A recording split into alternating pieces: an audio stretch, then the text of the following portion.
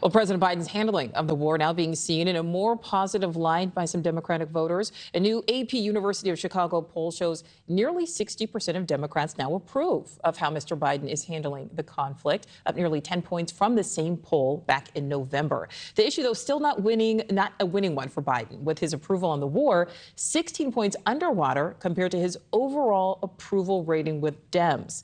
And among all voters, his approval sits at just 40%. So to help us understand exactly what this means for President Biden come 2024, Democratic strategist Nicole Brener-Schmitz joins us now. Nicole, thank you so much for your time.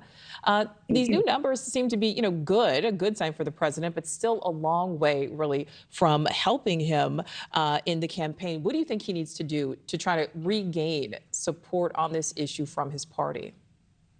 Yeah, I mean, look, anytime you're under a 50% mark, you have cause for concern.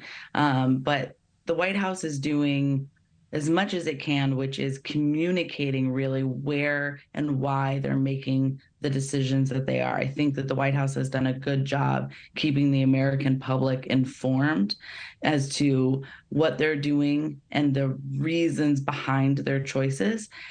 Not just when it comes to the war, but also when it comes to continuing to push for Congress to fund Ukraine and the battle that's going on there. And then also trying to communicate with the public about what they are doing on the domestic front. How has the infrastructure bill that was passed affecting communities? We've seen new ads come up with mayors of towns talking about, hey, the money came in and here's what we did with that money. So it's on every aspect of really, you've got to make sure you're reminding America why they put you there and show them what you are continue to do if you are given another 4 years, and why that will make Americans feel safe and like their life is improving. Well, Nicole, a lot of people think the administration has not done a good job of really touting its wins and kind of bragging to the American public. I mean, there certainly were some good numbers out on the jobs report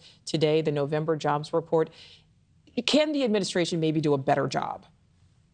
Yeah, absolutely they can. I mean, the reality is you can't just tell people, hey, it's better, and you can't just shove a lot of numbers in their face. We've seen incredibly low unemployment numbers for months now, but that didn't really change the way the American public said they were feeling about the economy. So we've got to make sure that people are feeling it, as well as making sure that they know, oh, that bridge that's being fixed, or this new work site that's coming up in my community, it's because of that bill. It's that infrastructure bill. People are not necessarily linking the things that they have positive feelings about to directly what the administration has done in the past 3 years. So Yeah, absolutely. right. You're right, because the economy continues to be, an issue that Americans say, is their number one concern, their number one priority. So, Nicole, a lot of people kind of assuming 2024 could end up being this Biden-Trump rematch. But, obviously we haven't even made it to the Iowa caucuses yet. A lot of things can change. But let's say that does happen. Biden has already won that matchup. But it's different 4 years later. What, if anything, would he need to do differently this time to try to secure another win?